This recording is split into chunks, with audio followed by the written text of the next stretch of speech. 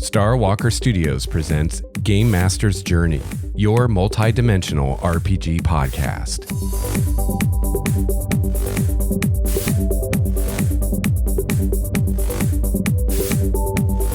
Hello, gamer! Greetings, fellow GM and/or player. Welcome to episode 112 of Game Master's Journey, your multi-dimensional RPG podcast. I'm your host, Lex Starwalker, and I'm transmitting to you today from the Obsidian Monolith somewhere outside time and space. This week, I'm doing another feedback episode, unplugged, unrehearsed, and unedited. I want to thank you for all the great feedback I've received on the last Unplugged episode. Everyone I heard from really liked the format and really enjoyed hearing listener feedback. So thanks again for everyone that wrote in and let me know what they thought of the new Unplugged, unedited format. And it's really great to hear that people are digging it. So not only is this going to be a feedback episode, and not only is it going to be unplugged, so to speak, but it's also our 14th world building episode. Can you believe we've done 14 of these things already? It's kind of mind-boggling. As always, I'll have the other world building episodes linked in the show notes at starwalkerstudios.com so that you can find them all real easily. If you're a new listener and you want to get caught up on all the world building stuff, just head to starwalkerstudios.com/Game Master's Journey. Check out the show notes for episode 112. And I'll have all the world building episodes linked there so you can find them really easily because they go pretty far back. I think the first one was in like season 2 or something. This is season 6, by the way, in case you're wondering. But before we get into the world building, I have some other feedback on other topics that we've discussed on the show recently that I want to cover today. So Greg Lewis, aka Psionic Myconid, that's a cool name, wrote in and said, "Hey there, Lex. I've listened to about 50 episodes of the show so far, skipped around to find the topics I was interested in hearing about. I'm not really in the RPG loop as I've been away from the game for 8 to 10 years. I really like this podcast, man. You're talking about useful stuff. Thank you. I found other D&D podcasts that are just cringeworthy. The guys you don't want to run into at the comic store seem to run most of those. You present well thought out material in an entertaining way." Well, thank you, Psionic Myconid. That brings me to the sandbox versus railroad subject that's been brought up a few times. If I'm playing, I'd rather play in a world where the DM will indulge me in diversions of my own should I want to take them. One of my characters became obsessed with freeing Myconid slaves in the Underdark, and eventually I had a whole chasm built into the basement of our stronghold for all the friendly mushroom guys that needed a new place to call home. It was tons of fun working to make that happen, and the subject wasn't on my DM's mind when planning out the campaign. Yes, the world outside changed. Power shifted, enemies grew more powerful or died at the hands of enemies of their own, but the point is that the DM indulged me. Anyway, those are my thoughts after listening to quite a bit so far. Keep up the good work. Psionic Myconid. Yeah, I absolutely agree with that. And, I would say that your GM should be indulging those kinds of things. At least a good GM will. If not, you might as well be playing a video game. That's one of the huge benefits of tabletop RPGs is that you can go outside of the box, that you can literally do anything you can imagine. And because you don't have to worry about the confines of something like a video game, and you're only limited by the imagination of the GM and the other players at the table, your options are much more open. So, if as a GM, you're not being open to what your players want to do and not being open to kind of following the story where they want to take it, then you're kind of missing out on what really makes this hobby so awesome. But I don't think that indulging the players is, or at least I don't think it should be, exclusive to sandbox games. Just because you're running a plotted campaign doesn't mean that you can't or that you shouldn't indulge the players on little side treks they want to take, or even things that end up being major side treks. Even if you're running a published adventure, a good GM is always ready to go off script. And, my experience has been many times that, pursuing those kind of rabbit trails that the players take you down is often much more fun than whatever you had planned or whatever was in the published adventure. So yeah, I totally agree. But I don't think that you have to be in a quote sandbox game to have that level of indulgence. I think you should be seeing that in any game. Friend of the show, John Marvin, wrote in on another topic. He says, this is just a difference in GMing style, but I reacted negatively when you said that if a cleric took turn undead and you were planning a campaign with no undead in it, you would tell the player so that they could change their character idea if they wanted to. When a player chooses turn undead, that's a signal to me to put tons of undead into the campaign. That's what I would do. Same kind of thing for any character ability. Those are ways the players tell me what kind of game to run. The campaign isn't owned by the GM, it's shared by everyone. They want undead in dance-offs, they get undead dance-offs. And then he says, I should add that I love the show and so on board with the named item that scales with the character. So I don't disagree with what John's saying. For me personally, it really depends on the campaign. And, that's a problem when I make statements like that on the show is, when I made that statement, I was thinking about, where I am today. And today I am running Curse of Strahd, which is a published adventure. And I was actually, in that discussion, I was thinking about, and I think I mentioned a specific example where one of the players took a background where he was a member of the Emerald Enclave, I believe it is, which is a faction within the Forgotten Realms.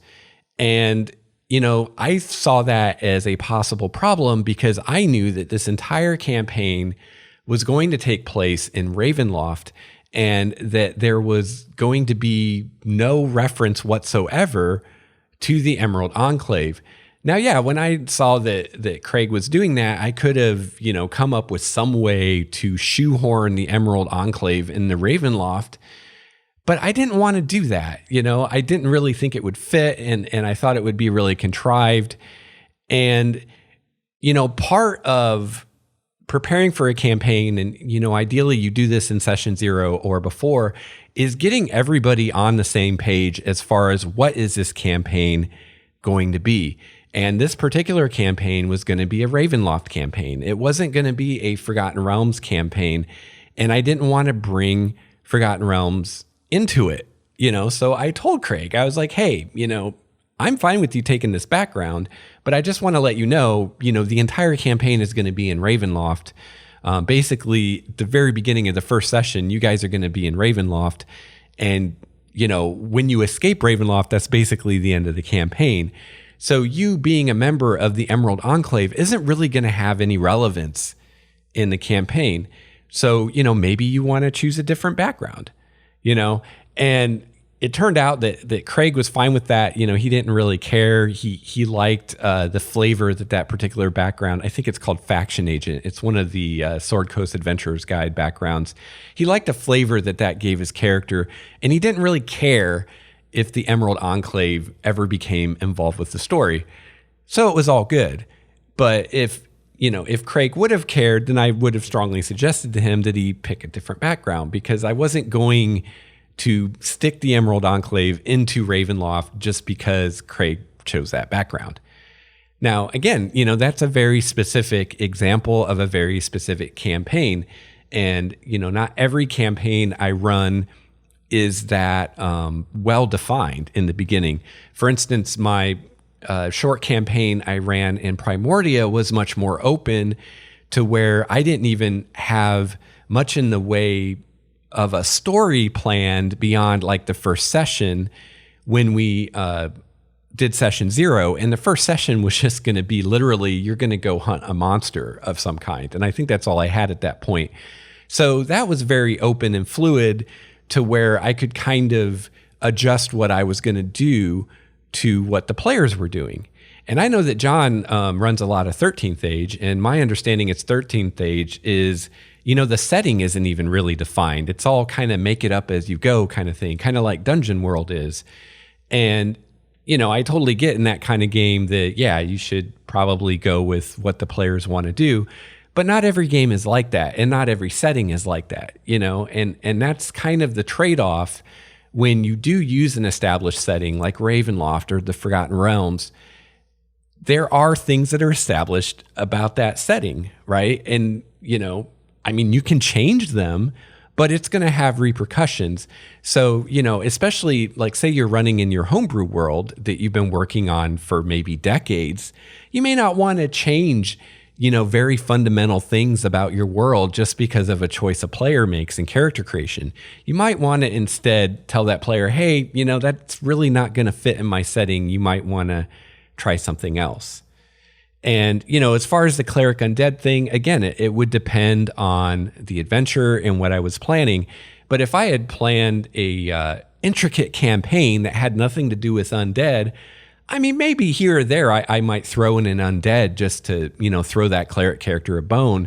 But I'm not going to completely rewrite the campaign just because someone chose turn undead. But, the point I was trying to make in that is, if that's the case, if you see a player making a choice that you don't think they may not be satisfied with for whatever reason, I think it's a good idea as a GM to let your player know. And I think you kind of owe that to them to say, hey, there's not going to be a lot of undead in this campaign. I just want you to know because, if you're counting on running into undead everywhere you turn and under every rock, and you're thinking that turn undead's going to make you this overpowered character, it's not going to be that way because there's not going to be many undead. So, yeah. But I think also that this is a perfect example of what I've talked about on the show before, which is there's not just one way to be a GM, and there's not a best way to be a GM. Different GMs have different styles, and players have different preferences as far as what they look for in a campaign. Like me personally, I wouldn't enjoy playing in a game like Dungeon World or 13th Age, where we're just kind of making things up as we go, and we're defining the setting as we go.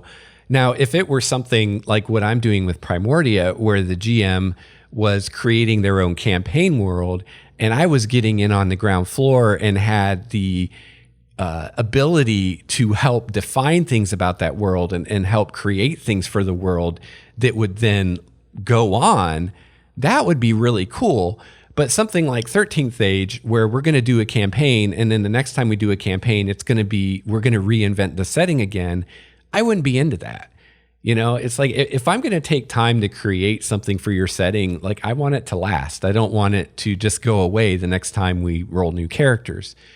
So that's just my personal preference as a player and a GM. And it's not saying that the way I do it is better than the way John does it or vice versa. It's just different approaches. And I think the important thing really is to have everybody at the table on the same page. And, the best way to do that is in session 0 as a GM to let everybody know what you're wanting to do and what you're wanting out of this campaign, what kind of characters you're looking for, and things like that. And I've learned from my own experience that the more information I give players before we make characters, the more successful is the kind of relationship between the characters that they make and what they come up with and how that fits into the story that I want to tell. And, that's another thing about, my style as a GM is I normally don't just run a game just to run a game. I'm usually not like, oh, I'm going to run D&D just for shits and giggles. I run D&D or any other game because I have a story I want to tell, because I have a cool idea that's got me excited, that I think will keep me excited long enough to realize a campaign. And so that usually means when I come to the table to form a new group, I've already got ideas, and I'm willing to bend somewhat with those ideas, and I'm willing to add to them, definitely. But I'm not going to just throw them all out the window because someone wants to take turn on debt. All right. Speaking of clerics, I got some more feedback from G-Ferg on the clerics. G-Ferg is almost like the phantom phantom co-host of this show these days with all the feedback he's been sending in. But I love that. I really appreciate it. So he says, I tend to agree with you that mechanically there is nothing wrong with clerics. In fact, they're kind of awesome. Solid fighting and armor with healing and spells. What's not to like? Yeah, I kind of tend to agree. In fact, I'm playing a cleric in a game right now, and I'm having a blast. Also playing a dwarf, which I normally don't play dwarves. In fact, I've never played a dwarf before 5th edition, but I am having so much fun with that character. Though I have rarely played a cleric, and folks in my group in the past haven't really dug them either. And I am fairly certain it isn't mechanical. For myself and the folks I know, it's always been perhaps the flawed view of the expectation of playing a character belonging to a religious order of some kind. And yeah, I'm really agreeing with this. I have the same feelings. That most likely stems from our rather secular upbringing. So when we hear talk of clerics in churches, we tend to think of something akin to old monastic orders or Catholic priests and other such biases, which usually don't jive with our modern secular sensibilities. We think of restriction, and I think that's the main turnoff of clerics. Yeah, I agree. The ideas of restriction, limited action, and less choice. So something that may mitigate that would be perhaps a fairly open clergy, like perhaps they can marry and such. Not that that's the only thing, but you get the idea. Or codes of conduct that allow players as much choice and individuality as possible. So yeah, I completely agree. And, just speaking of my world of Primordia, my churches and priesthoods are not remotely based on Christianity. And, part of the problem, I think, at least here in the United States, I think G. Ferg is somewhere else based on, he uses British spellings, I think. But here in the U.S., it's very homogenous. Everything's so saturated with the Christian outlook here that I think a lot of people really have problems, like even thinking of trying to perceive things another way. And, when you're talking about a fantasy RPG, I just don't think that the Christian worldview works with it, and that's one of my big problems personally with the clerics and paladins in D&D is they're really more based on Christian ideas like the Knights of the Crusade than they are on like what a religious figure from a pagan religion and a polytheistic religion would actually be like. I mean, if we were designing D&D, from the ground up, starting over today, I would hope that we would be smart enough if we were going to have something like clerics in the game to be like, hey, let's actually look to some polytheistic cultures and use those for inspiration for how this is going to work, instead of using the Christian culture as an inspiration, but then trying to shoehorn that square peg into the round hole of polytheism, which really doesn't work very well. There's this really huge contradiction between the way the cleric and paladin are presented, especially in earlier editions, and polytheism. It just doesn't work. So, one of those ideas that we're stuck with here in America is this idea that priests wouldn't marry or that priests would be celibate. And, you look at pagan religions and, you often do not see that. In fact, sometimes you see the exact opposite.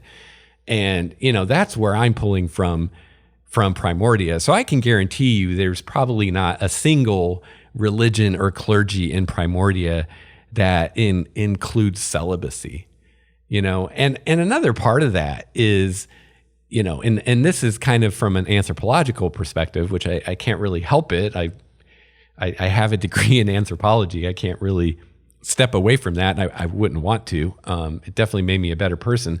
But, from that perspective, the real reason that we have things like ideas of celibacy and, basically what all that is it's population control. And, in old times, before we had modern contraceptive devices to avoid pregnancy, cultures instead had to come up with rules and traditions that were basically designed to limit how often and how conveniently people could have sex, because they needed to control the growth of their population so their population wouldn't grow beyond their ability to support it.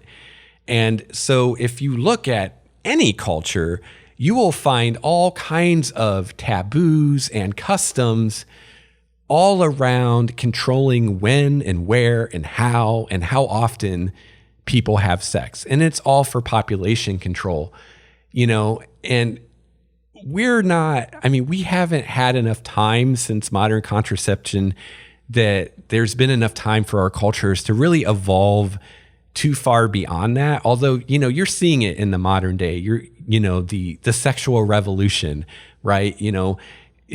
People are tending to loosen up a little bit when it comes to sexuality, because you don't have to worry about unwanted pregnancies anymore, because there are very effective ways to avoid it. So I'm thinking, in a world like Primordia, they don't have science and they don't have condoms or birth control pills, but they do have magic. And in a world where magic exists, I think one of the first things people would use it for is figuring out a way to avoid unwanted pregnancy. Because everybody wants to get it on, but not everybody wants to have kids. And even people that want to have kids usually have a limit to how many kids they want, right? You don't want to be popping out a kid every time you get it on. That would suck. Not to mention, it would be very tough on you economically, feeding all of those children. So I think in a world like Primordia, there would definitely be basically potions or whatever that you could buy that would be like contraception. And I think I'm probably going to go one step further, because I want this to be something that's available to everyone. And I don't think Primordia is evolved socially to the point where they would have like government programs to provide birth control to everyone. So instead, I want it to be really, cheap and easy for even the meanest peasant to get their hands on. So it'll probably just be some special herb or something that you can make a tea out of, and it prevents pregnancy, and just make it really easy. It may not even be magical, but my point is, I think I have a point, is that because of that, because, there are ways to avoid pregnancy, we don't need social or religious rules telling us when and how we can have sex. And so I don't think a priesthood in Primordia would include any kind of restrictions like that. Another part of that, while I'm on this anthropology tangent, another big part of, in at least my society, I can't speak for you because I don't know what culture you're in, listener, but at least in my society here in the United States, we are still, unfortunately, in my opinion, a very patriarchal society. And because of that, we value things like virginity and monogamy. And we have words like adultery and this idea of cheating on someone, right? Well, that's all because we're a patriarchal society. That's because we're a patrilineal society, which is to say that we trace descent through the male line, right? So, you think about here in the United States, when two people get married, traditionally, the wife will take the husband's last name, and the children that they have will take the father's last name, not the mother's maiden name. Now, obviously, in modern times, we're starting to go away from that, and some people go away from that, but that's kind of the norm, or at least it was in the past. And that's because we're a patrilineal society. So if you think about it, before modern times, before we had things like DNA testing, when you lived in a society where your descent was traced through the father, there was only one way to really be sure that that kid was actually your kid. And that was to ensure that A, your wife was a virgin when you married her, and B, you were the only one that got sexual access to her. That was the only way that you could be sure that those kids eating your food and spending your money were actually genetically your kids. And that's a big problem with patrilineal societies. So they have all these taboos and rules and customs about virginity and celibacy and monogamy. You can't have sex before you're married, and you can't have sex with anyone other than who you're married to. And that's all to control access to the females so that the males know that those kids that they're working to raise are actually their kids and not someone else's. Now, there are many societies, in fact, at least until recently, it might be different now, but at least until very recently, most societies in the world and throughout history have actually been matrilineal societies, probably because it's much simpler, which is to say your descent is instead traced through your mother, not your father. And in a matrilineal society, none of that stuff matters. They don't care, or they tend not to care about things like virginity. They don't value virginity like our culture tends to. Adultery isn't as big of a deal. Divorce isn't as big of a deal. In fact, in some cultures I've studied, divorce is less complicated than quitting your job, way less complicated.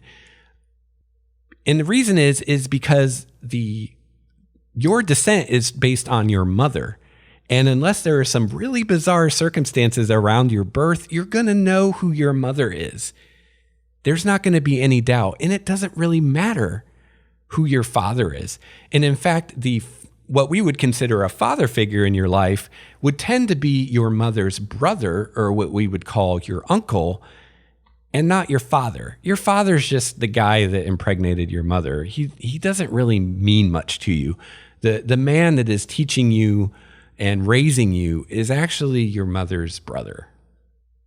So I'm thinking in Primordia that, many of my societies, or even most or all of them, are going to be matriarchal. You've probably heard me reference the Queen of Elandria more than once. And probably will also be matrilineal, because again, most societies through the history of Earth have been matrilineal, just because it's simpler and it just kind of makes more sense. And it just so happens that, or at least in my opinion, that the patriarchal and patrilineal societies that we have had on Earth were really good at killing everybody else. And that's why that seems like the norm to me and to a lot of you listening to me right now. Not because that's the way most people thought. So, in that kind of world, ideas of celibate priests and things like that just wouldn't even be something people would think of. And it wouldn't be something that they would think that the gods would expect of them. And again, religion is just used as a way to enforce social rules and social customs, right? So as soon as a society decides, oh, well, we can't have adultery and we can't, women need to be virgins when they're married so that we know who's related to who. Well, then they come up with religions and rules within those religions to try to force people to do that. So thanks so much for the GFerg. You always have great ideas and great discussion, and I'm pretty sure that we're going to be hearing more from GFerg later in this episode. But I completely agree. I think part of the stigma with clerics is, our own biases based on the cultures that we live in and that we've grown up in, and our ideas of what it means to be a religious person.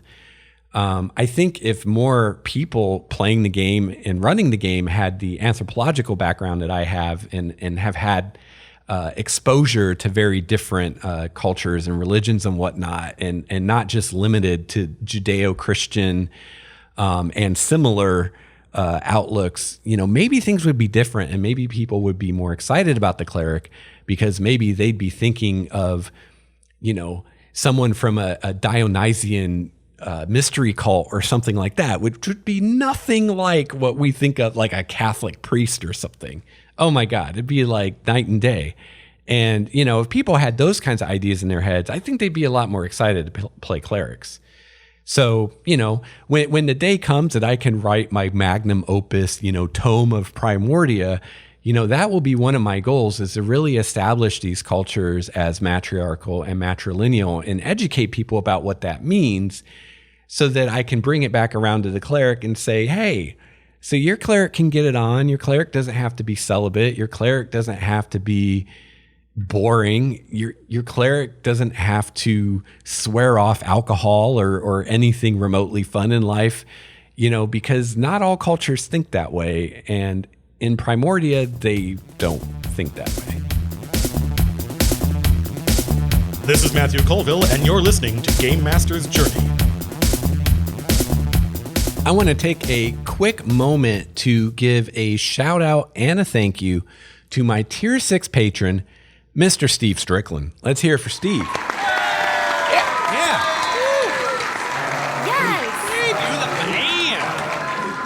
Thank you so much, Steve, for supporting the show. And thank you to all the patrons who support the show. I really appreciate it. Got some new patrons in the last month, and welcome aboard, new patrons. And you can learn more about becoming a patron yourself by heading to the website at starwalkerstudios.com and clicking on the Patreon button at the top of the show notes and checking out my Patreon page. You can select any amount that you want to pledge that you want, and I have some cool benefits for patrons. Things like a special podcast I do just for the patrons. I upload game content and stuff I come up with for Primordia occasionally for the patrons, and things like that. And, John mentioned my magic items that scale with character level, which I call relics. And I did a write-up on those for the patrons, not only giving some examples, but showing how you can easily create your own relics, either by taking a magic item from the Dungeon Master's Guide and restructuring it into a relic, or creating your own completely from scratch. It's actually really easy to do. But I love doing stuff like that for the patrons. And, if or when I ever have enough stuff together to, put together into a huge tome of Primordia, I think the patrons will see, more finalized versions of things that they've seen before in the patron feed. And there are a lot of great ways that you can support the show. A lot of them won't even cost you anything.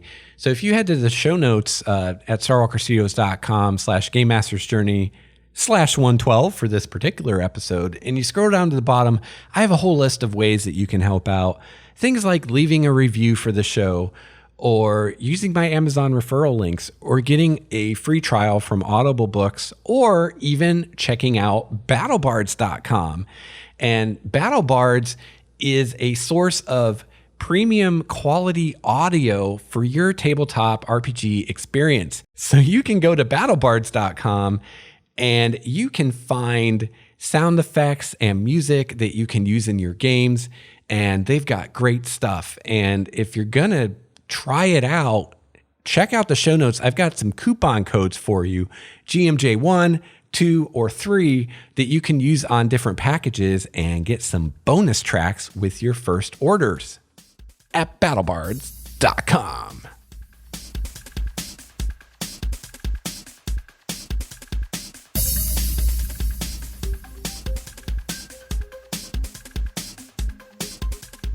All right, so we are at the main part of the show, and this is a feedback episode today, but now we're going to move into more specifically world building feedback. And again, we're talking about my world of Primordia, but world building's world building, and I am using Primordia as a launching point and a talking point and an example. But everything we discussed, you can use and apply to your own world. Or if you don't have your own world yet, maybe you want to take the plunge and try it out, or maybe just start jotting down some ideas and see what you got, and then decide if you want to really dedicate yourself to building a world. But it always helps to hear ideas, and maybe some of my ideas will spur some of your own ideas. And yeah, it's fun to talk about. And these world building episodes are really popular. People really like them, which I really dig. I love that people love them, because honestly, they're my favorite episodes to do. I could probably put out an episode every day on world building. I mean, that's how much stuff I have, and I don't think I'd ever run out of things to talk about. So I love talking about it. So it definitely makes me happy that people are digging it. And I was a little surprised, because I was a little uncertain when I started these episodes how they would be received, because it is kind of niche in a way. Because, well, first of all, depending on the game you play, world building may not even be an option, or it may not seem to be, right? If you're playing Star Wars, well, there's all kinds of worlds waiting for you. If you're running Numenera, there's a world waiting for you, and there are games like Dungeon World where they don't really have a setting, and you kind of have to make it up as you go. And then of course there are games like D&D where there's published settings, but there's also this time-honored tradition of dungeon masters creating their own worlds. So, I would argue that you can world build in any game though, right? Even if you're running Star Wars, you can come up with your own planet or your own star system.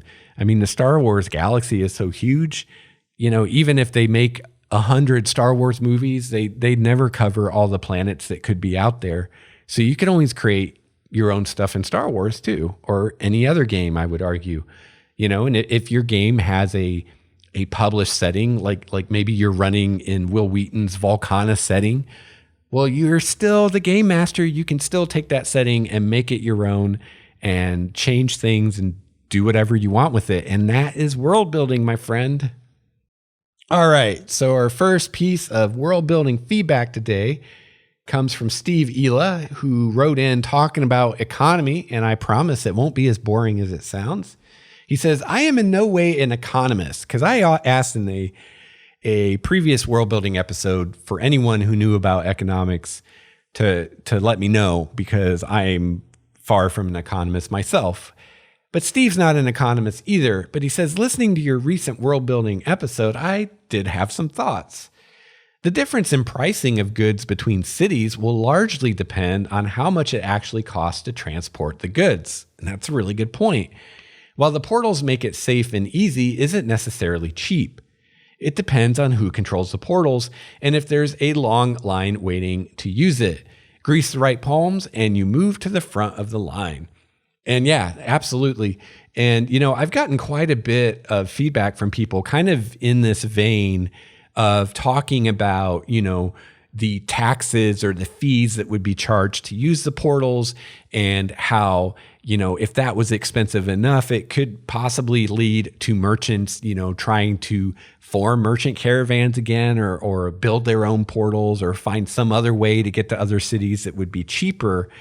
And those are all really great ideas and really awesome thoughts. And I don't want people to feel like I'm shooting them down.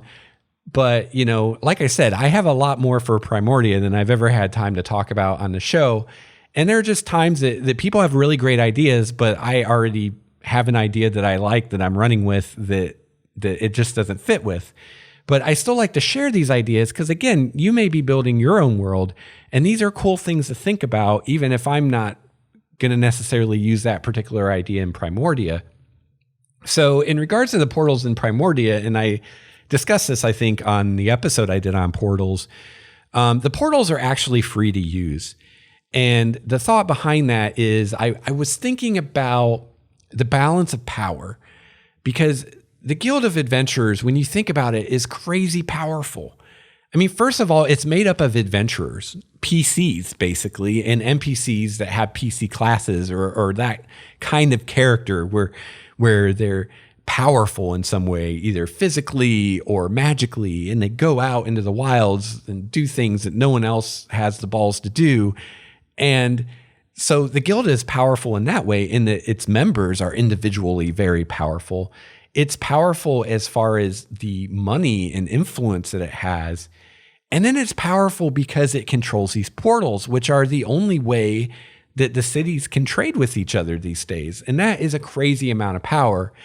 And so I had to wonder, how would that work when, because I didn't want the guild to be the government.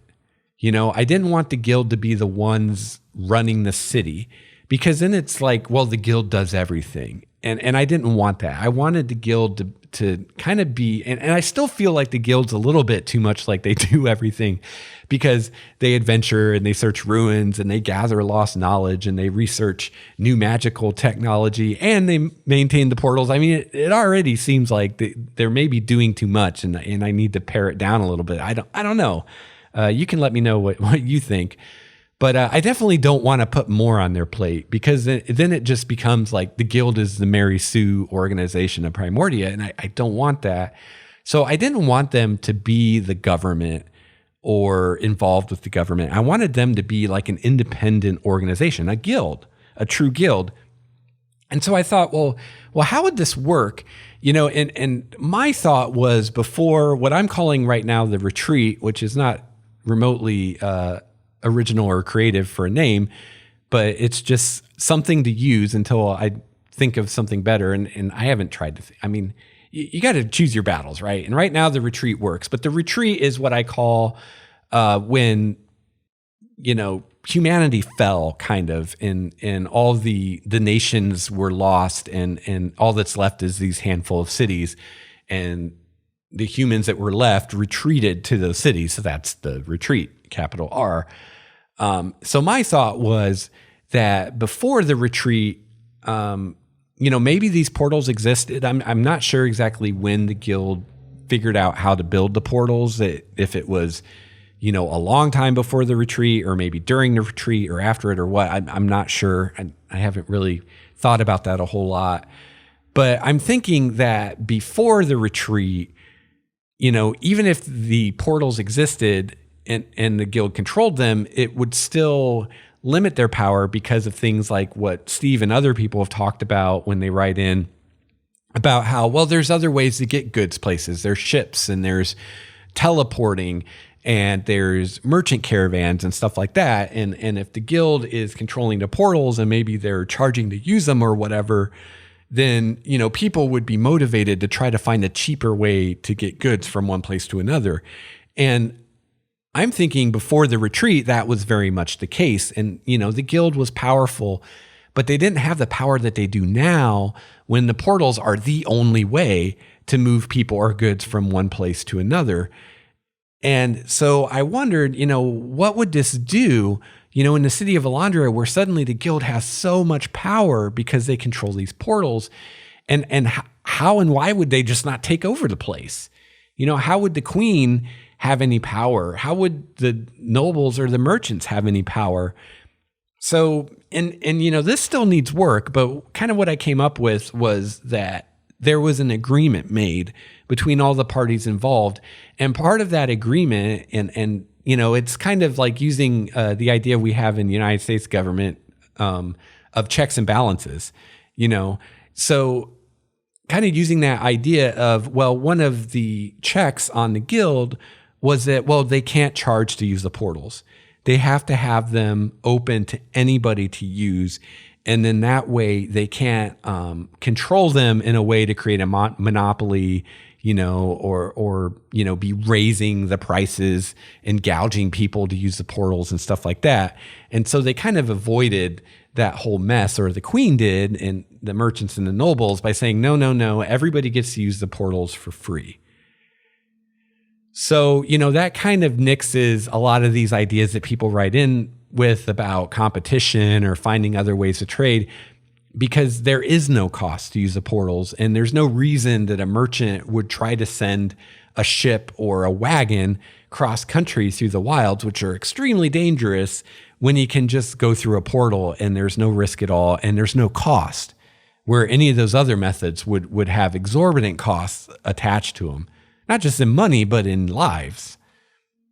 So, for Primordia, that's kind of the way it is. But in your world, and maybe you have a more kind of traditional setup where there are merchant caravans and there are ships and maybe there are airships or whatever, that is something to think about is, these groups are going to compete, and these different modes of transportation of goods are going to compete. And there's always going to be that competition in prices, and people are always going to be looking for a shortcut or a cheaper way to do something. Brett McLean wrote in, "Greetings, Lex. I just wanted to drop you a line to say that I've been enjoying hearing about your world building process. I've had my own world brewing for a while now, and listening to you talk about your experiences is motivating me to get back to it." That's awesome. That's awesome. I'm really happy to hear that, Brett.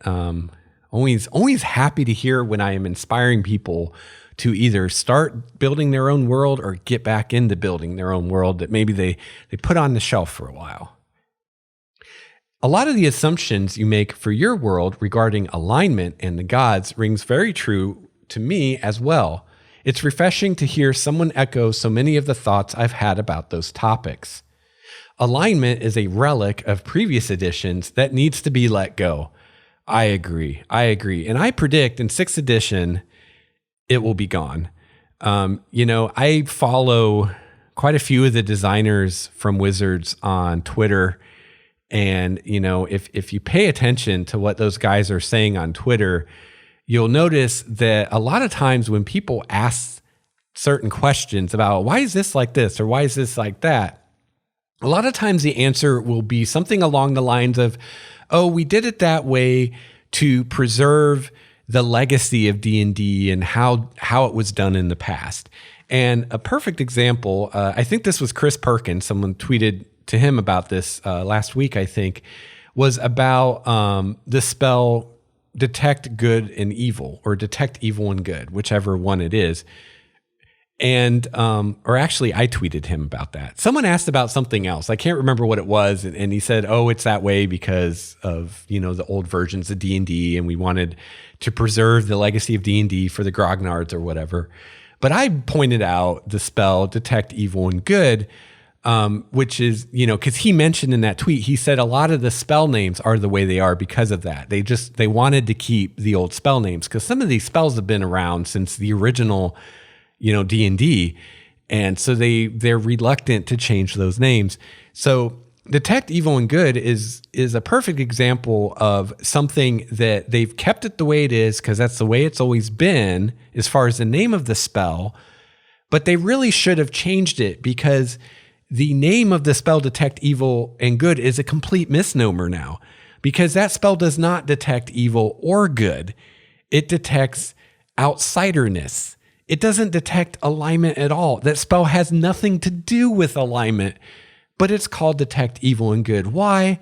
Because that's what it's always been called. So to me, it's kind of odd that they're okay with changing what the spell does and how it works, but they don't want to change the name, even when it means that the name is now confusing because it's actually giving you an impression about what the spell does that is false. I've noticed Chris Perkins, when he was running Curse of Strahd, the first time someone used that ability, he actually did it like they were detecting alignment. And you can't really blame him because the thing's called Detect Evil. But it's not detecting evil. So there's a lot of that in 5th edition. And I'm at least hoping that, if or when they do a 6th edition, that they're going to finally get rid of that stuff that they're just keeping for the grognards that don't really belong in the game anymore, like calling that spell Detect Evil and Good. And I would say alignment altogether. And I've done at least a whole episode on alignment, and I've talked about this a lot. So I'm not going to, rehash old ground about why I think alignment is better, staying on the chopping room floor. But yeah. So back to Brett's email. He says, alignment is a relic of previous editions that needs to be let go. It's a mechanic that is restrictive to the game system, not just to the players. I'm thinking back now to podcast 103 when you talk about angels and the issues with only having lawful good servants for all the good gods. Yeah. One of my long-standing beefs has always been the existence of alignment-based planes and restricting gods to one of those planes. The Greek Olympians would certainly be considered to have vastly different alignments, and yet they all resided on Mount Olympus. So I could never understand D&D's need to segregate their deities and other extraplanar creatures so harshly. Thank you for making the time and effort to share your world building processes with us. Keep up the good work. Well, you are welcome, Brett, and thanks so much for the email. And I completely agree. And, right now for Primordia, I'm kind of holding on to the planes having different alignments, but honestly, it's probably going to go away because, like you, I just see it as a limitation imposed on the mechanics of the game and on role playing. And it just conceptually, it doesn't make a lot of sense. And it's all wrapped around this kind of convoluted, contrived worldview of the alignments of law and chaos and evil and good that has no bearing or relevance or reality or parallel in the real world or any other kind of fiction or gaming or anything. Like, you're never going to find an alignment anywhere but in D&D. And I think a lot of people just hang on to it just for that reason. It's like, oh, this is unique to D&D, therefore it must be cool, or for nostalgia's sake. But just because something has been around a long time doesn't mean it's a good thing. In fact, there's a lot of things that have been around a long time that aren't good things, like racism and alignment. G. Ferg on merchants and nobles. So I predicted that we would hear from him again today, and I was right. He says, hey man, I listen to your podcast while I work, and it makes tedious days of welding go a little quicker as it gets me thinking about games and such. That is really cool. Welding is something I really wish I would have at some point in my life learned how to do. Seems like it would be cool. I was just listening to your latest podcast about your homebrew setting, and since you seemed to want some folks to toss some thoughts your way, I figured, why not? Hell yeah, I always want people tossing thoughts my way. So you were mentioning the dynamics between the nobility of your city with issue to their lack of wealth due to minimal land and the extensive wealth of the merchant class. So here are some thoughts. The nobles always have something the merchants will desire, which is legitimacy. In history, we've seen wars fought over it countless times. The idea of legitimacy would be highly sought by the merchants. This could be gained through marriage into existing houses and such, which could give some legitimacy while giving the noble access to wealth and an income. Another aspect of legitimacy is rights and privileges. In that, being part of the nobility or gentry or peerage, some laws may not apply to you, like how in certain places in Europe, only a knight or a noble may carry a sword within a city to grant justice and such. Or privileges such as a deference granted by others of a lower social station. So a multitude of these things will definitely add to the allure of nobility and keep the merchants very desirous to get into the same position even if they have more wealth. Also, the nobility may have started business ventures on their own. Much like the Crusaders of the First Crusade, though they had some land, it wasn't enough to sustain them, and many stayed within the cities considering the lack of arable land. Perhaps digging into how they managed that may enlighten your city. So yeah, that's really interesting. I'm still kind of on the fence with what I'm going to do with this thing with the merchants and the nobles. Which, if you didn't hear the previous episode where I talked about this, is basically, we have some landed nobles that came into Alondria from, their estates outside the city, and those estates are now gone. So a lot of, or even all of what gave those nobles political power and influence, which was namely land and wealth and vassals, no longer exist. And yet you have the merchants in the city still have as much power as they ever did and probably have more. So what would happen with that?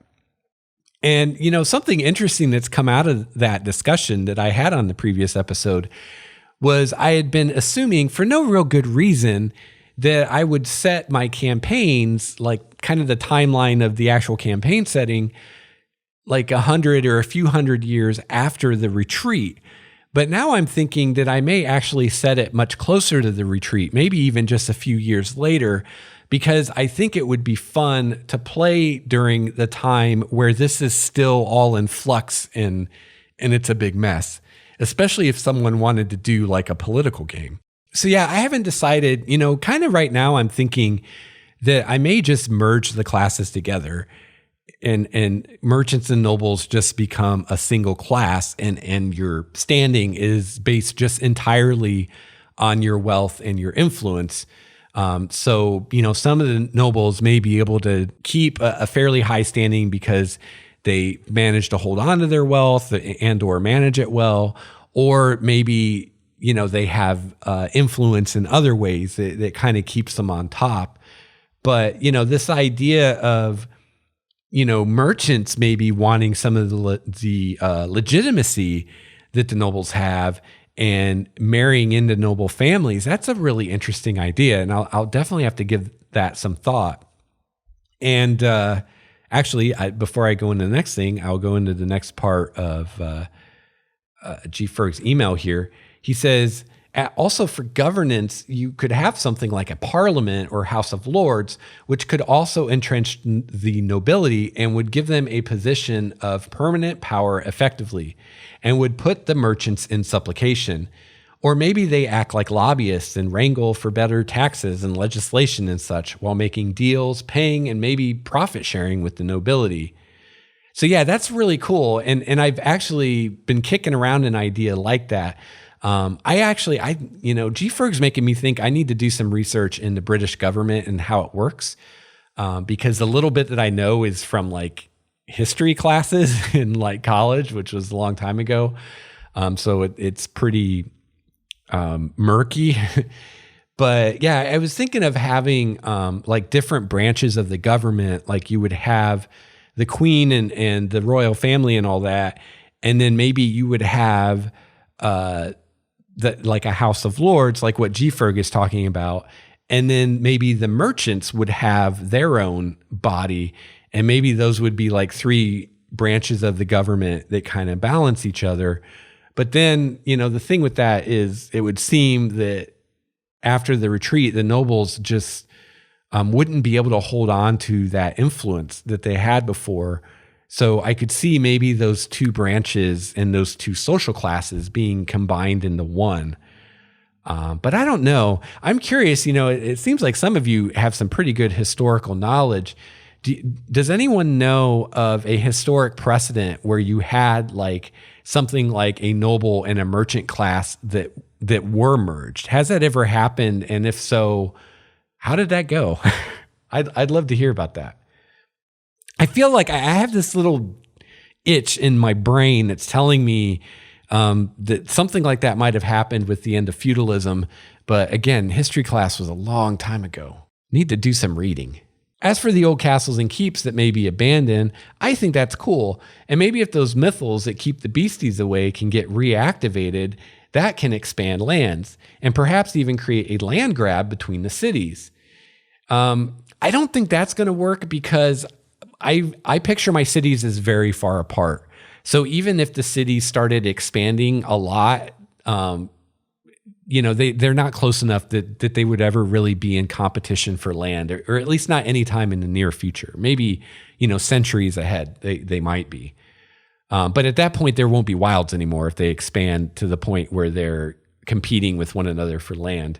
And that would be a completely different world at that point. Maybe if there's a direct line between protected places, the areas between become safe as well, or maybe ancient roads between them at least. Yeah, and that's an idea I've kicked around too, because I've been thinking about this idea of the cities expanding, or at least Alondria, because I'm really focusing on Alondria right now, because I don't see the point in creating multiple cities. create what you need kind of thing. So I only need one city, at least right now. And once I'm satisfied with Alondria, then I can start thinking about the next closest city or whatever.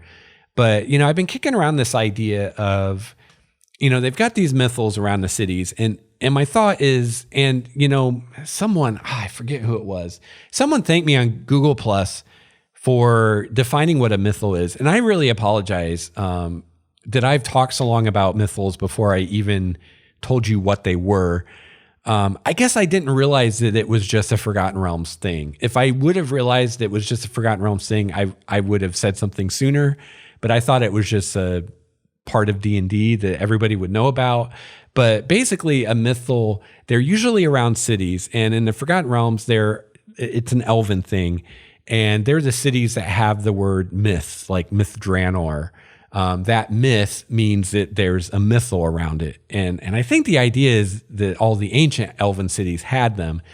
It's basically a magical force field around the city, and it has various effects. And every mythal is different. Silvery Moon has one, or at least it did before they fucked everything up for 4th and 5th edition. I don't know now. So certain mythals might restrict certain kinds of magic from working within their area of effect. Certain mythals may actually give people within the mythal spell-like abilities. So maybe within a mythal, everyone can cast Detect Magic at will, or everyone can cast Levitate at will, or something like that. There's also the idea of quasi-magical items that are these items that by themselves don't have any magical properties, but within a mythal they do. So it's almost like if you think about, like, if you had a flashlight that didn't actually have batteries in it, and instead the power for the flashlight was being transmitted wirelessly from like a power station in the center of the city. So you might have, like, I don't know, a wand that can cast some spell. And when you're within this mythal, this wand is a magic item. It can cast a spell or whatever. But if you leave the area of the mythal's effect, it's just a stick and it doesn't do anything. So that's another thing that a mythal can do. So it can allow access to certain spells or abilities to either everybody in the mythal or people that have certain keys. A lot of times they might be a ring or an amulet that you wear that gives you access to certain abilities the mythal can grant. It could restrict magic. Like you could have a mythal that no spell above 3rd level can be cast, or no necromancy spells can be cast. It could restrict creature types, like no celestials or no fiends can enter this area. And it can power these quasi-magical items, and really kind of the sky's the limit with what a mythal could do. But the basic idea is it creates this sphere of influence, usually around a city, where magic's either enhanced in certain ways or suppressed in certain ways, or it grants, people with the right access certain abilities or things like that. So my mythals in Primordia kind of go above and beyond that, because they're also kind of a form of like physical protection. A normal mythal isn't going to stop a boulder flung by a catapult, but the ones around the cities of Primordia will, or at least I think they will. They haven't worked it all out, because there's the walls, which have magical enchantments that enhance them, and then there's the mythal, which is this field of magic that, for instance, prevents certain spells from being cast or prevents teleportation and stuff like that.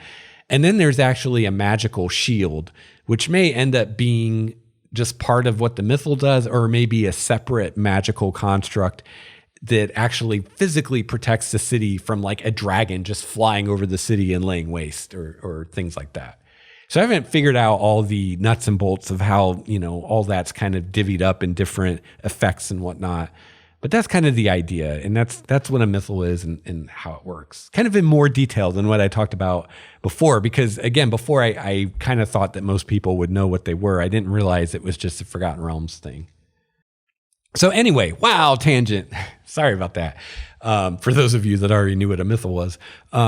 So one of the thoughts I had was that I'm thinking the mythals are really old, and maybe the guild hasn't figured out how to create them yet. Like they know how to maintain them and things like that. Maybe they're figuring out how to expand it. So there's a mythal around Alondria and it covers a certain, area. And maybe they're figuring out a way to increase the size of that bubble.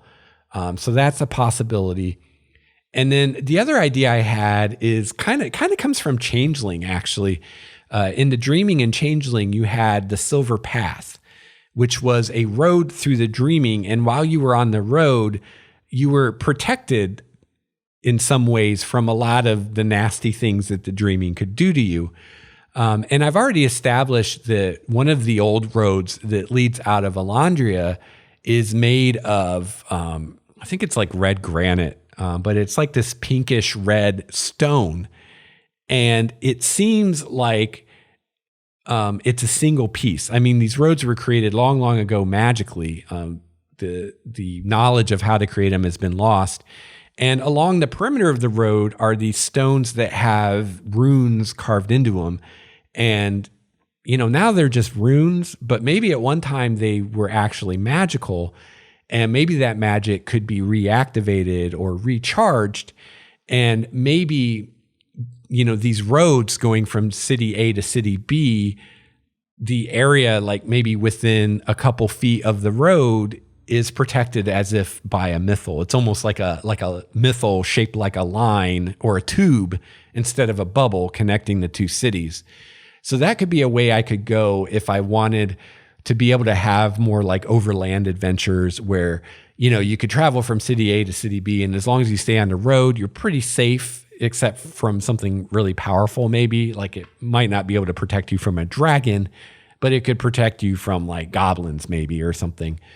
But then if you venture off the road, then you're on your own. But, that I think if I do that, it will be something that develops during campaigns, like during the timeline of actual campaigns run in the world. Like not at the beginning, it won't exist. And as players play over time, that may be a technology that's developed or rediscovered and they start to implement that and we can start to have merchant caravans and stuff like that again. So that's an idea I've had. And I had another listener. I don't think I have the email to talk about today. So I'm sorry, I don't remember who it was. But someone mentioned, doing something with like ley lines or something like that, connecting the cities. So that's kind of a similar idea, using these magical roads. So, and I just like the idea of these kind of mystical roads. And I did similar things when I ran Numenera. I had roads that were like a solid piece of metal or something like that. I just think it's kind of a cool concept. All right, Jesse Lex also wrote in. Great name, Jesse Lex, especially the last name. I like that last name. Narcissism at its finest. So what about merchants over their head in debt and desperate for wealth? What if they use their last bits of credit to invest in adventuring parties to get treasure and land from the wilderness, and then once things get settled down, adventurers can own some of the land and get further finance and protection? Maybe this would come off better coming from nobles that don't have as much financial sense as merchants and are running out of the fortunes that their ancestors brought into the city.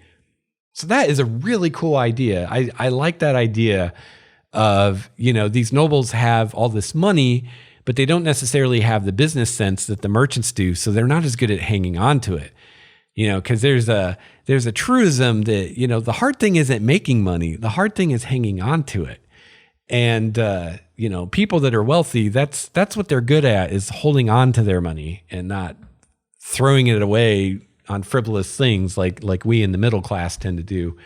But, yeah, that's a cool idea. Yeah.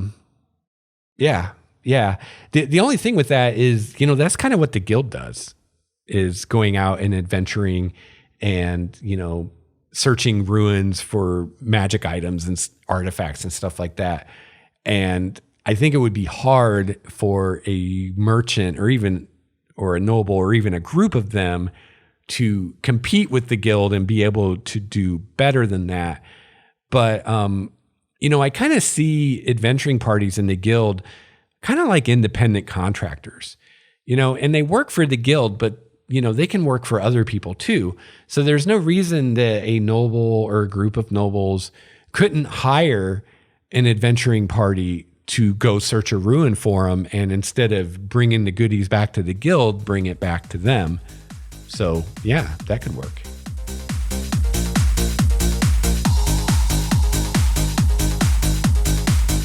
So as you can see, the vast majority of the content in this episode is coming from listeners like you. I love hearing from my listeners. You guys have the best ideas. I shouldn't say you guys, you people have the best ideas, and, give me a lot of great ideas, not just for world building, but topics to discuss on the show or different points of view. Like John Marvin has a very different way of approaching GMing than I do. And, that's awesome. And I love hearing from people. So if you have an idea or a thought or a suggestion or any kind of feedback, I would love to hear from you. A great way to do so is to email me at gamemastersjourney@gmail.com. You can reach me on Twitter @LexStarWalker. You can reach me on Google Plus LexStarWalker. You can also go to my website, starwalkerstudios.com/GameMastersJourney. You can find the show notes for all the episodes there. You can also find links to all kinds of stuff. You can find links to my YouTube channel, find me on Facebook, Pinterest, Reddit, all kinds of stuff at starwalkerstudios.com. And you can also find all the other podcasts I've done other than Game Master's Journey. So check out the website, and I hope I hear from you soon.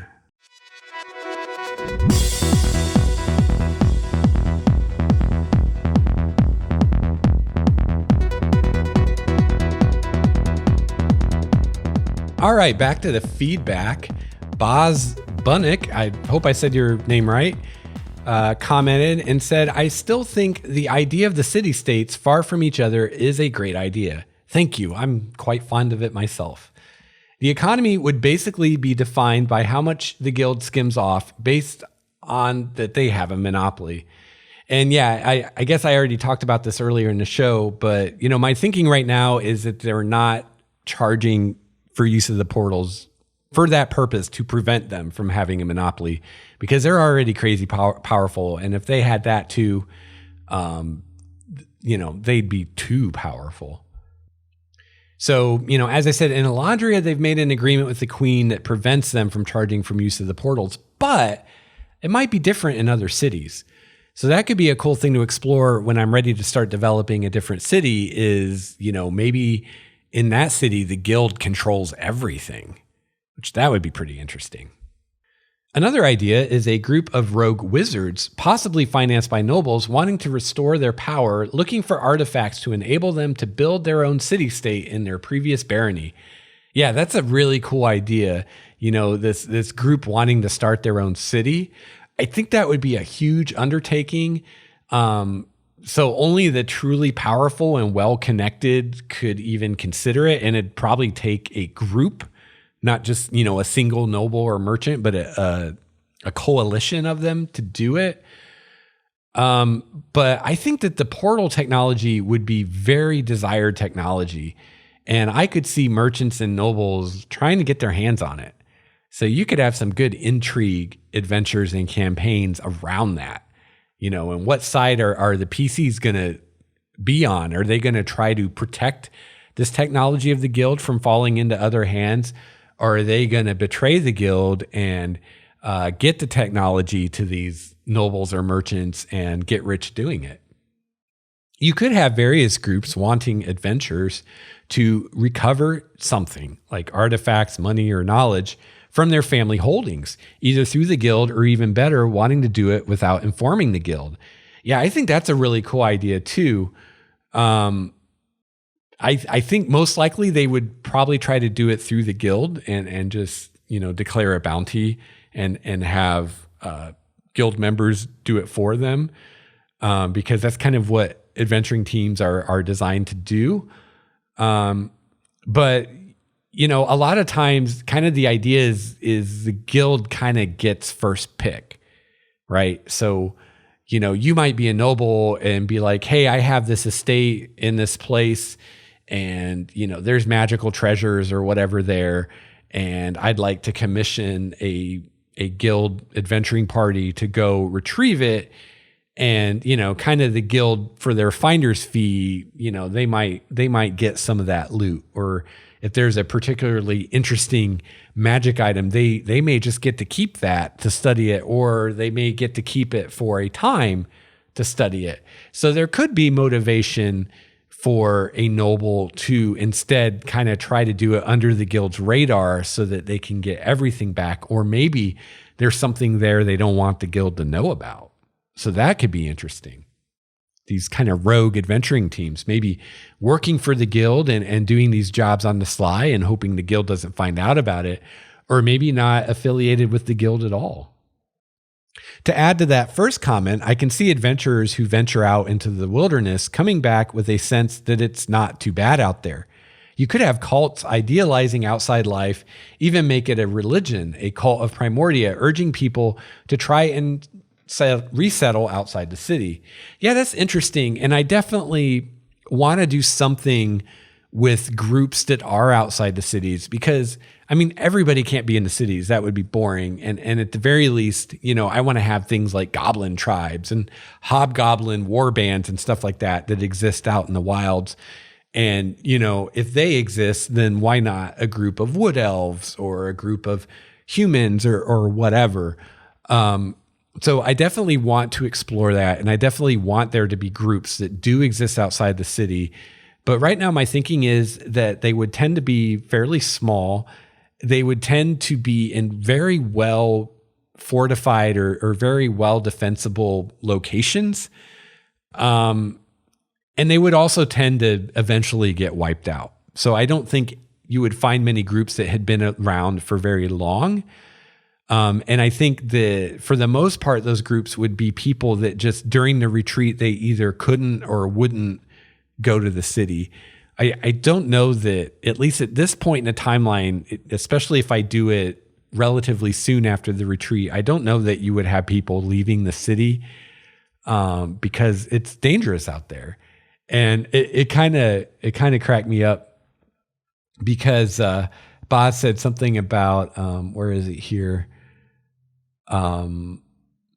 Adventurers going out in the wilderness and coming back with a sense that it's not too bad out there. And kind of my reaction to that was, well, and I'm thinking player characters here, right? But I'm thinking if the PCs come back into Alondria after an excursion into the wilds and they're like, it's not really that bad out there. I don't know why everybody's hiding in the city.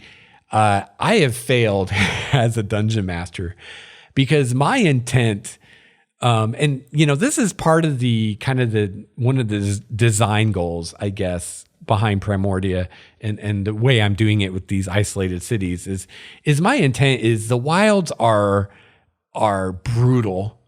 Even a well-balanced, well-equipped, decent level adventuring party going out in the wilds, it's a fight for survival every minute of every day. And around every corner, there's something even more dangerous than the last thing you encountered. And, my intention is for like leaving the city is like guaranteed adventure. Like if you leave the Mythal, you are guaranteed to have encounters with all kinds of things. And you're guaranteed to encounter things that in a lot of worlds would be rare or uncommon, like powerful dragons and demons and devils and aberrations and just all kinds of stuff. Because keep in mind that in addition to just all the normal stuff you would have in the wilderness and your average D&D world, there's also these planar rifts opening all the time to the outer planes, elemental planes, different universes like Cthulhu type crap. And there's all this stuff like pouring into the world all the time.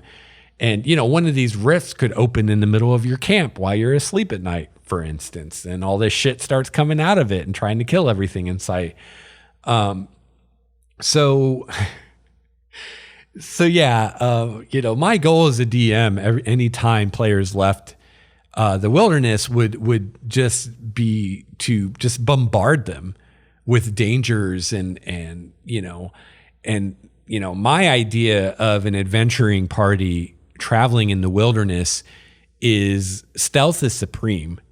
They are moving as silently, as possible, trying to attract as little notice as possible. They're not striding through the open, blaring their trumpets and clanking around in their armor, because that way lies death. My idea is it's all about stealth and being hidden and hoping that the evil things out there don't notice you.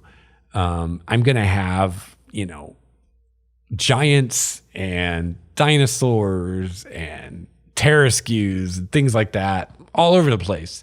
So yeah, hopefully I won't ever have PCs returning to the city being like, oh, that wasn't so bad.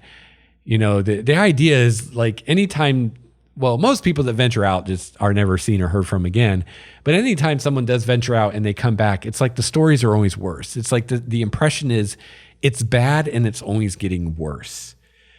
Which also is something that has to be dealt with eventually, right? And that's going to be kind of a moving force or a motivator in campaigns, is the sense of things are always getting worse, and like we have to do something, right? If we just stay holed up in these cities, eventually it's going to get so bad out there that even our defenses around the cities won't protect us. So it's like, the hiding in the city is like a stopgap. It's like a short-term solution while we lick our wounds and we figure out what the hell we're going to do.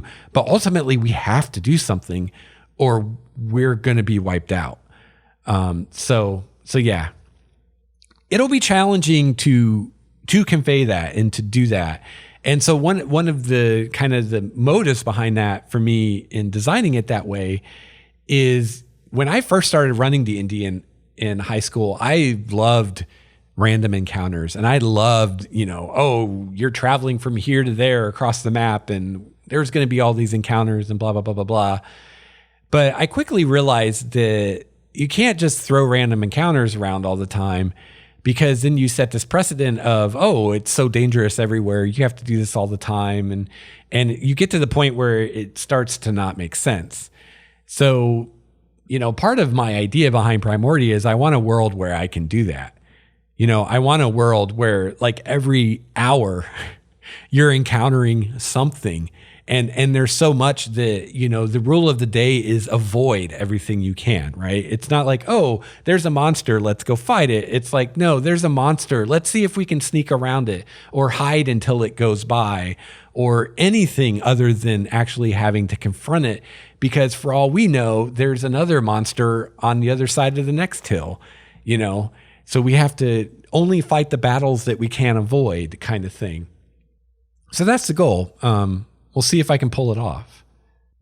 So yeah, I mean, the idea of making a settlement outside the city, unless you just have just an awesome location that can't be attacked or something like that, it's basically suicide.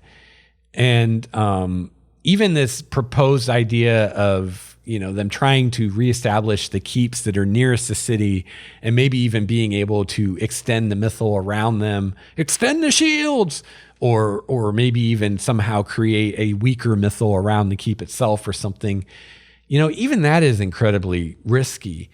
And I imagine very heated discussions happening among the powers that be in Elandria and the other cities about whether or not to even try that. Is that even a good idea of something to attempt, or is it doomed to fail? So I think if something like that happens, it will be done by the guild. I think the guild's the only group that has a prayer of making that work, because they're the ones with the resources. They have powerful individuals, they have magic, they have artifacts, they've got all the toys that other people don't have. However, if that happened, it would lead to the guild having even more power.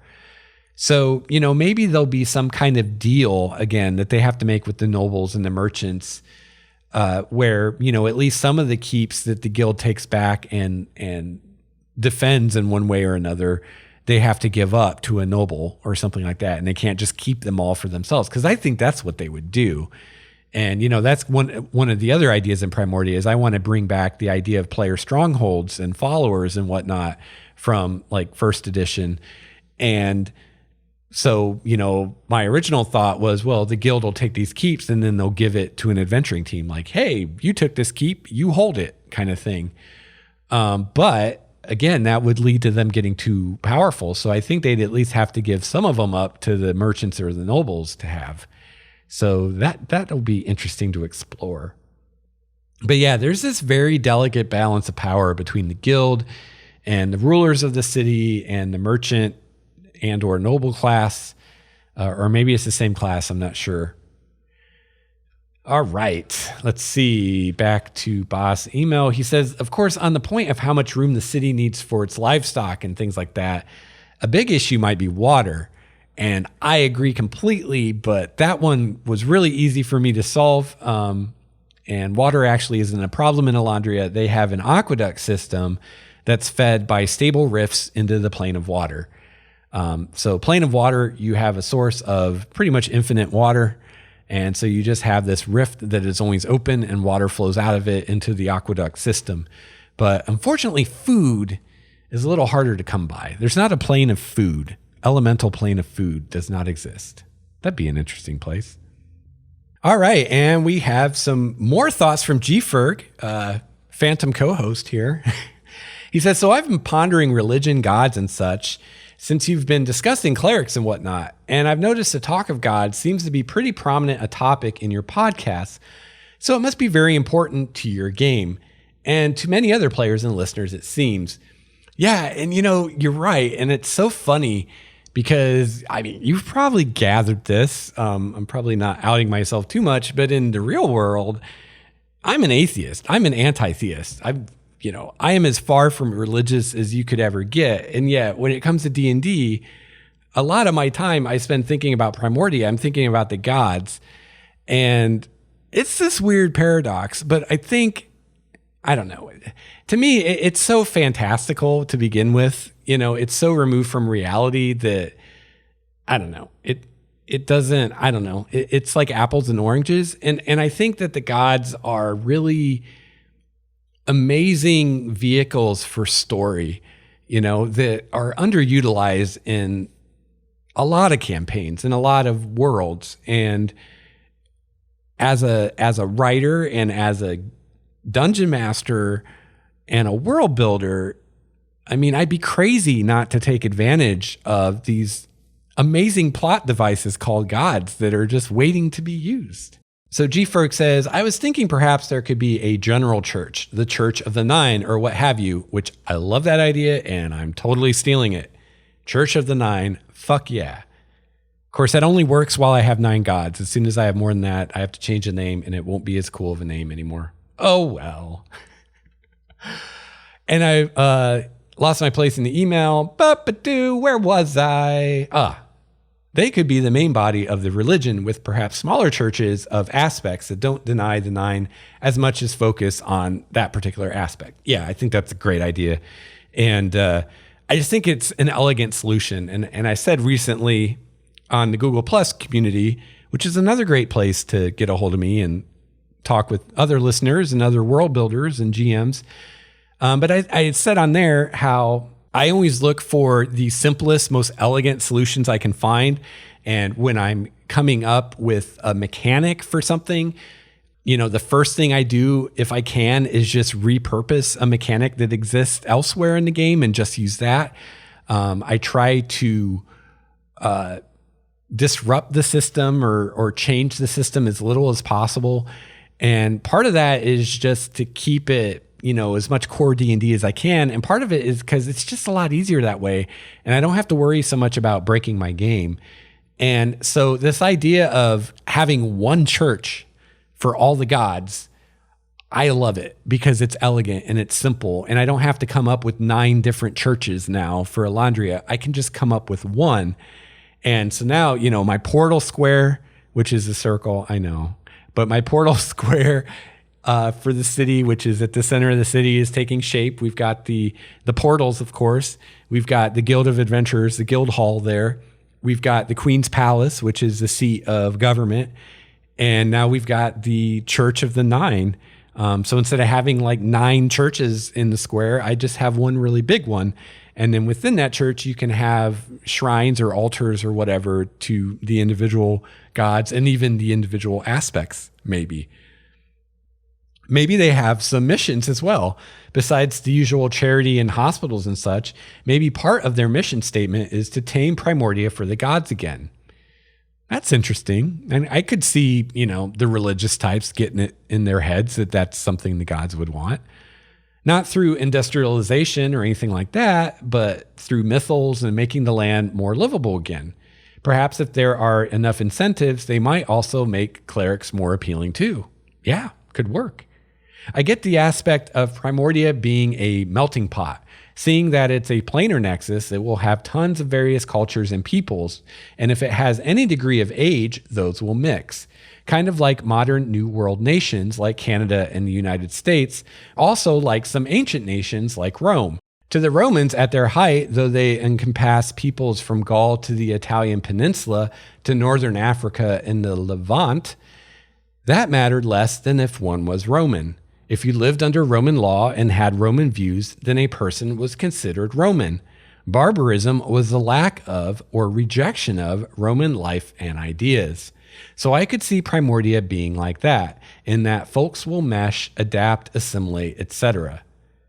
I brought up other cultures because it seemed, okay, so let me go back to what he just said. Yeah, I totally agree. That's totally cool. And, that's what Alondria is going to be like. Like, you're Alondrian. It doesn't matter what color your skin is. It doesn't even matter what race you are. Like, there are elves that live in Alondria, and they're considered Alondrians. They're citizens of Alondria. So now G. Ferg is talking about, in a previous show, I talked about some of his feedback where he mentioned something about basing my cities or whatever on cultures in the real world. And I kind of said that, I like to take elements from different cultures and put them together in interesting ways, but I don't want to just base a culture in my world on a real world culture whole cloth for various reasons. So G. Ferg says, I brought up other cultures because it seems the majority of fantasy is the quasi-Western European, which is true, which is, of course, totally fine. I guess it's fine. I think it's kind of boring, but it's understandable, I guess. But I recall when I ran across a bit of fantasy that was Slavic, I got super excited since that is a significant portion of my background. And when I talked to some of my buddies about fantasy and such, though fans, some of them kind of wish they had something that touched on their backgrounds a bit too. Also, I find it adds some layers to the setting, as rarely are places monocultural. And yeah, I completely agree. Though I do agree that you don't want to lift something whole cloth, if alone for the fact that if you do, you tend to lose wiggle room and you get a lot of expectation. I had meant more of an inspiration, much like how Tolkien was inspired by England and whatnot. It clearly wasn't a direct lift, just his baseline inspirational starting point, which a lot of other fantasy builds off of. So the quasi-Western has become the default in a way. Yeah, and I totally agree. Though folks like Brandon Sanderson are taking a bit of the sci-fi ideas and applying them to fantasy, those being why limit your planets and alien species. So he applies that methodology to his fantasy as well. As long as there is internal logical consistency, almost anything can work. And I completely agree. I totally agree. The only thing I would do is, unlike Tolkien, I would not take England, for instance, as a baseline for a culture. I would instead pick a few different cultures as my baseline, because you can draw those parallels, right? You can say, the hobbits are British and the dwarves are Scottish or whatever, right? But if Tolkien, instead of using just one culture as a baseline, had used a mix of a few different cultures, you probably wouldn't be able to do that, or at least not as easily, right? You'd have to say, this is a mix of this and that and the other thing. And, he still was using European cultures, which really aren't that different. I mean, no offense to people in Europe, but, there's not as much difference between Scottish and English culture as there is between Scottish and Lakota Sioux culture is all I'm saying.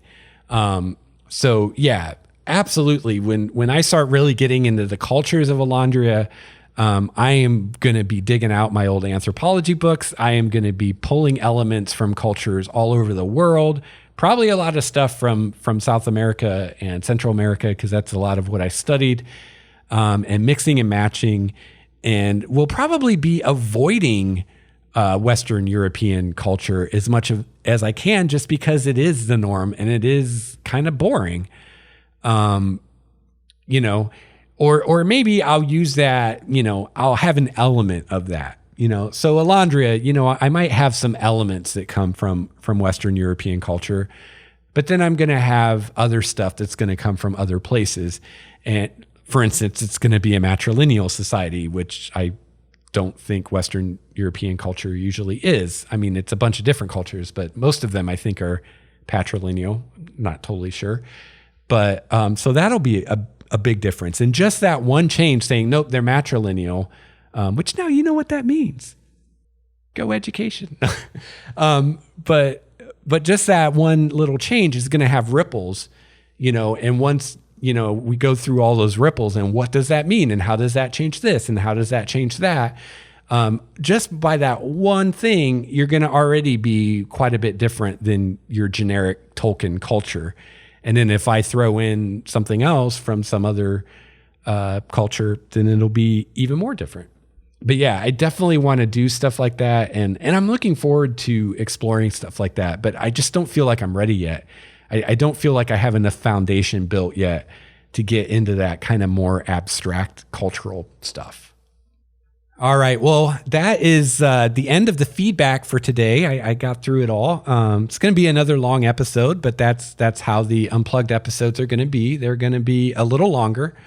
But thank you to everyone who's written in. And I do still have feedback that I've received that I'm saving for future episodes.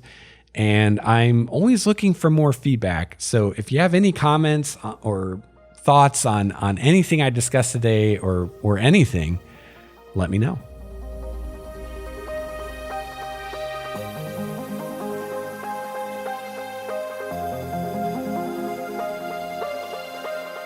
All right. Well, I think it's about time to wrap up episode 112 of Game Master's Journey. I hope you liked this episode. I hope you liked this meshing of the unplugged and world building formats and feedback formats. We kind of had a hybrid today. But you know, I think the only way I'm going to get through all the feedback and the only way I'm going to get through even the tip of the iceberg of the world building stuff is to do some of these longer unplugged episodes where we can just power through stuff and I don't have to spend 8 hours editing it. Because I just don't have the time. Sorry. You know, if someone wants to give me a grant so I can quit my day job, then yeah, I'll go for it. I'll put out episodes every day. I'd be happy to do that. That'd be a blast. So let me know what you think. Let me know what you think of what we talked about today. And definitely go check out the Google Plus community for Game Master's Journey. You can find a link to it in the show notes at starwalkerstudios.com. It's a great place to have discussions. We've been having some amazing discussions on there. Will Johnson, who was on the show a long time ago, friend of the show, he made a post about some of the religion stuff in Primordia that kind of spurred a bunch of stuff from me. A lot of it was stuff that I'd thought a lot about, but hadn't actually written down yet. So I went and put that into my Primordia notebook. And I think I'm going to do an episode on that stuff, kind of more on how the gods and the aspects and whatnot are going to work. And there's just been a lot of phenomenal discussion on the Google Plus community. A lot of these guys that are writing in and I'm talking about on the show are posting on there. DM Nell has been posting stuff about his homebrew world, which is very, very different from Primordia. He has a world of separated islands that people use spell jamming ships to get between. Very cool stuff. He's posted some maps he's drawn. He's made some really cool maps. And yeah, great stuff. And if you're a listener and you're not a member of the Google Plus community, please join. And if you're a world builder and you would like to share some of your world building stuff, if you'd like to share maps or images or just ideas, please do so. That's what the community's for. It's really, I want it to be a place not just for me to tell you about the show, but for everybody to share ideas and just, be like, hey, check out this cool thing I made, That's awesome. And another great place for discussions is the Primordia subreddit. And I have to say that place has been a ghost town. With a few exceptions, unless I post something, like nothing happens there. And, maybe just people don't dig Reddit. I mean, I have to confess, Reddit's not my favorite place to go on the internet either. And if that's the case, fine. Maybe the Primordia subreddit just will never take off. But if you do use Reddit and you want to discuss Primordia there, please do. I check it every day. So if someone posts, I will respond to it or read it or whatever. But yeah, other than my posts, there's not much up there. But it is easier, I feel like, to find stuff than it is on the Google Plus community. But that may just be because there's not much there. I don't know how easy it is to search those subreddits once there's a lot there. I don't know. But yeah, you can check that out too. And I have a link to that in the show notes as well. So thanks again for all the participation from everybody. The more that you participate in the show by writing in or posting on the community, the better the show is for everybody, because the more points of view I can bring in, the more ideas I can bring in. And it's just a lot of fun. I look forward to going to the Google Plus community every day and seeing what people post and seeing the discussions. And everybody's really awesome on there. I mean, I'm not going to tolerate any douchebaggery or bullshit on the community, but there hasn't been any. I keep a very close eye on it, because if someone starts being an asshole, I will take care of it ASAP, because I want it to be, a safe, comfortable place for people to share ideas. But I haven't had to really moderate it. Every once in a while you get a spam post or something. But other than that, everybody's really respectful. Everybody's really nice, which is hard to find. I used to go to the N-World forums a lot, and they're just kind of like a troll haven these days, and not a great place to be. At least that's my personal opinion. I don't find the discussions there nearly as pleasant or informative as on the Game Master's Journey community. Just people are really respectful there, and more so than anywhere else online that I've really found, even other Google Plus communities. So if you haven't checked it out, even if Google Plus isn't your thing, I know people have their prejudices, go check it out. It's just a page on the internet like any other page on the internet. It's not going to steal your soul or come and take your babies away from you. It's just a place on the internet to share ideas, and there are a lot of great ideas there. So I hope you'll check it out. And I also hope that you have a chance to play your favorite RPG this week, whatever that is. And I hope that I've inspired you to do some world building, whether it's on a world that you've been working on diligently, or a world that you've put on the back burner, or maybe starting something new. I'll be back soon with another episode of Game Master's Journey. Until then, game on. This has been a Starwalker Studios production, your source for quality gaming and hobby podcasts. This episode's music provided by Cloudwalker, Renfield, Stanko, Transboy, and Ish. Please see the show notes for more details at starwalkerstudios.com/GameMastersJourney.